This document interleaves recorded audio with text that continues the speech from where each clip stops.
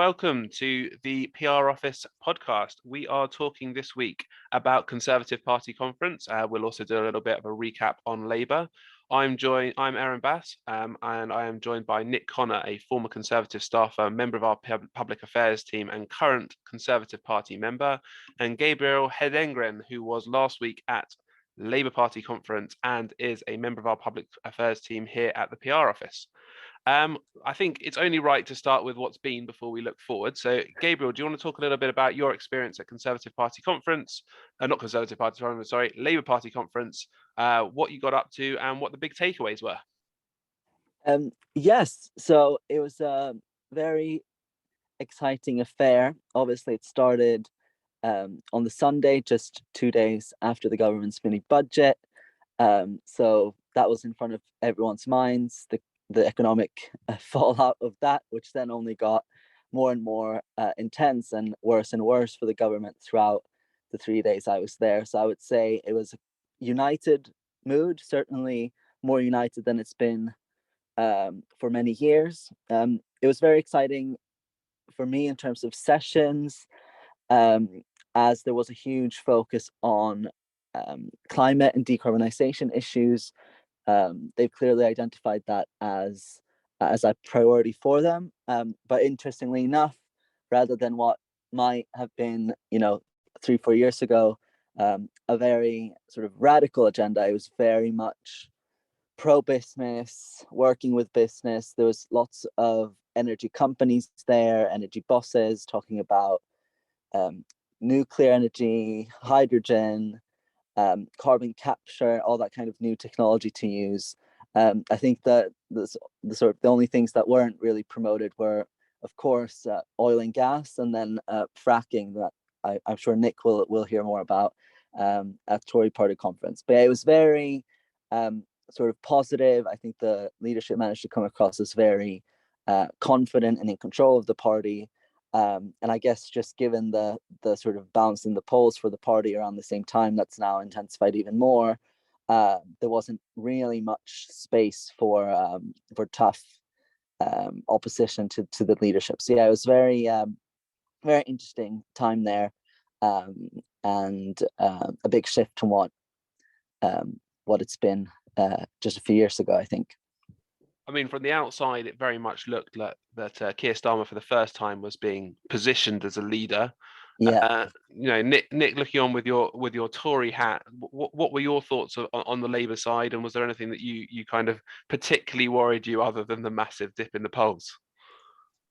I think one of the most interesting elements about the Labour Party conference, what I've seen from Gabriel's reports he sent around internally, as well as what I've read in publications like Politico, is that how businesses are engaging more with Labour Party conference.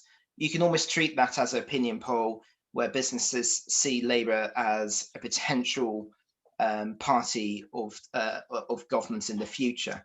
So I believe Politico said for the last almost 8 years is the first time they've had this many businesses attend and engage with the Labour Party.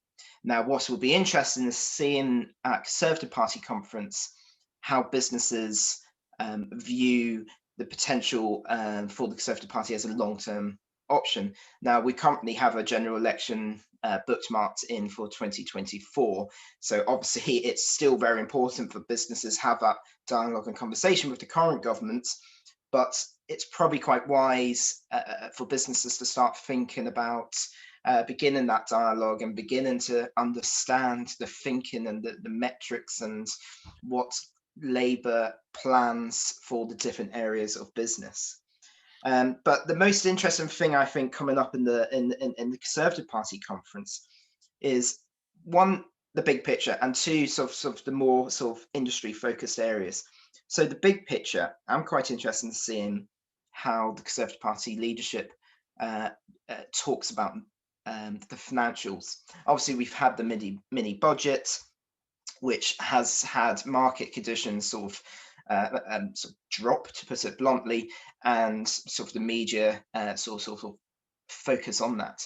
Now, you may not realize I used to work for Vote Leave, and when we won the referendum, we around 3 o'clock in the morning, Dom Commons called a few of us together and basically said, we need to get Boris, we need to get Michael Gove, the leaders of the campaign. They need to do a press conference early doors tomorrow morning. Nothing victorious, nothing to celebrate, but we need to get them so we can reinsure the markets, particularly the pound, that all is going to be okay after this result. So they took a very sensible and dignified approach to calm the markets down after what it was to many in the markets unexpected result. Now, what's been interesting last week, we haven't really seen that from Liz Truss, apart from when she did the Thursday local BBC rounds. So there's almost a point at Conservative Party conference where they will need to address it. Now, in terms of the smaller issues, the Conservative Party have, in the last couple of months from Liz Truss's leadership, pointed towards a more different policy direction in a number of areas. For example, in property, they want to put one of the critiques Liz Truss made during the leadership campaign for the property sector was there's been some very good policies, but not, the delivery hasn't been quite there. So I think we're going to see areas of lots more building, as well as I think we might see some more favourable policies towards landlords who might be feeling the pinch after current market conditions. So that's going to be an interesting area to see where they might to put some more favourable policy directions to what is a core Conservative voting bloc. I noticed that you skipped quickly on there, Nick, from the economy, as a lot of Conservatives seem to be doing this week. So let's just circle back to that for a minute. What would you like as an onlooker to see from Liz Truss at Conservative Party conference, and Gabriel as an outsider and more of a neutral in this, after Nick, what are your thoughts about how that might play out, both in terms of the media and I guess wider economic impact? So I think looking at the economy, I think for the delegates who are going to be there, Conservative Party members, tax cuts is very popular. But the one thing you have to remember, it wasn't a budget. We say it's everything but a budget, but it wasn't budget because it was they missed out a very key part of the budget, which is public spending. Now, outside the Conservative Party conference, cutting public spending, some form of austerity is a negative. Inside the conference hall, that is actually a plus.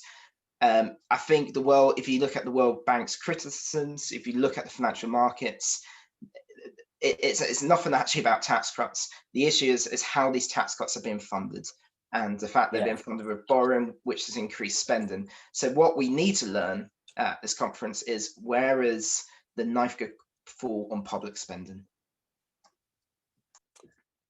No, I was gonna say the same. That'll be interesting to see. I guess it's just the need for detail. Really, it'll be interesting to see if they'll come up with anything very specific in that regard that they can flag. And again, as you say, that's also very risky because then the attack line will just be you cut the tax on the rich, and then you cut public spending on our NHS or whatever attack angle you want to use. But yeah, I don't know. It's very unpredictable, I think, the conference, and Nick will know more about sort of the potential behavior of everyone attending, the delegates. I know lots of MPs, etc., will not attend.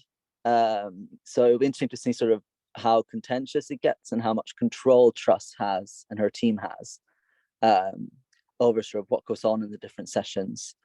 Because as I said, at the Labour Party conference, that was the really striking thing, that you could really tell that they'd managed to get full control of, the messaging, the news got out. There were some sort of blunders, Rupa Hawk MP, for example, but other than that, it was very sort of tight.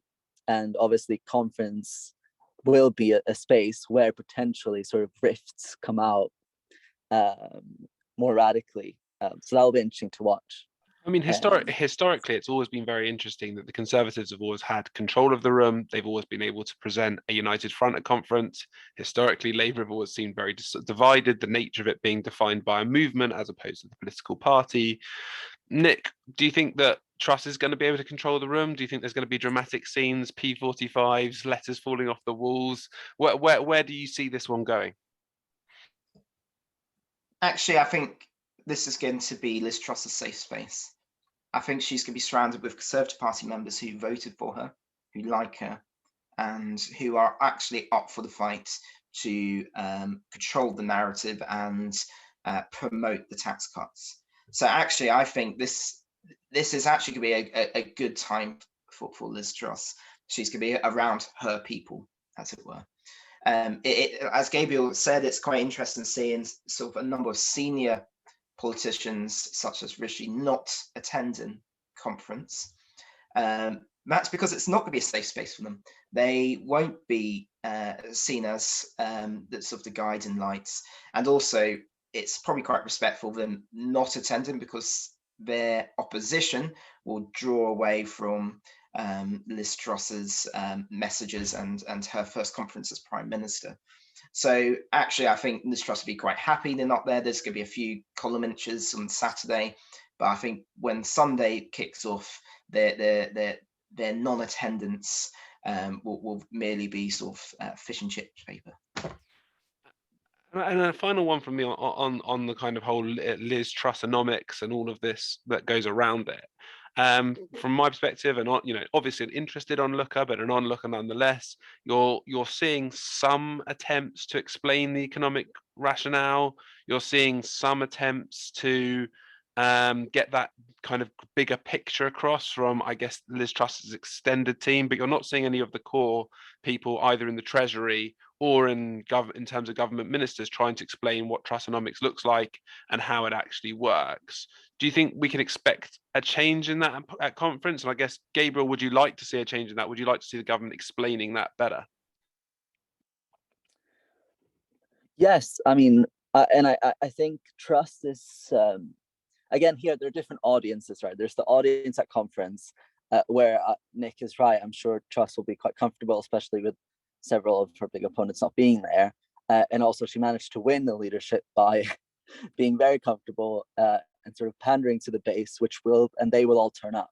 But then the other side of it is people, onlookers and people who aren't hardcore Tories, and that's the people that the Conservative Party are losing at the moment. So I think in that regard, it will be interesting to see if she can get wider support of other people in the party, of people in business that can sort of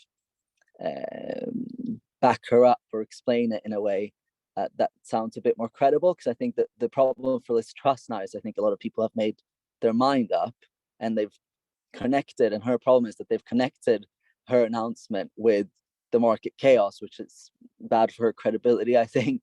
So it's been interesting to see how she turns that around and who will help her to do that over the weekend.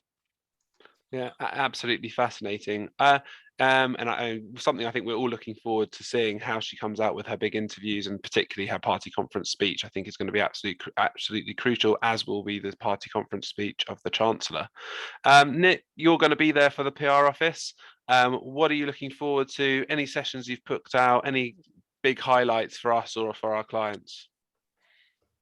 So it's going to be quite interesting to seeing how some of the more celebrational events, which are normally quite jovial with quite a lot of champagne flowing, some of the evening receptions, such as the 1922 reception, which I'm heading along to on Sunday night. Again, they've announced that they're toning things down in respect to the passing of Her Majesty the Queen. So it'll be interesting seeing how the celebration mood and sort of the drinks served. When I last attended conference, they lifted the ban on champagne. So my first conference in 2008 was one of the first conferences with David Cameron, and they wanted to change the image from Tory boys, and they put a ban on champagne, but there was a secret way of smuggling it in, and it carried on. And then obviously from 2008, 2009, the financial crash happened, so they kept the ban going. So it wasn't until 2012 they lifted the ban on champagne. So the great way to tell how the Conservative Party is going, how they're thinking about their image, is if they ban champagne at receptions or not. You may remember the photos of David Cameron having sort of champagne out of a normal cup because he didn't want to be photographed with a champagne flute in his hand. So yeah, champagne is very much the guide of how these conferences are going and what image they want to present. Excellent. Oh, thank you very much, Nick, and thank you very much, Gabriel. Nick will, as I said, be there, and I think is hosting events on behalf of clients as well as attending numerous events. All of our clients will get a comprehensive summary of all the relevant sessions sent to them over the course of the week. So please do look out for that if you're an existing client. And we'll be back in due course with the next PRO Talks podcast. Thank you very much.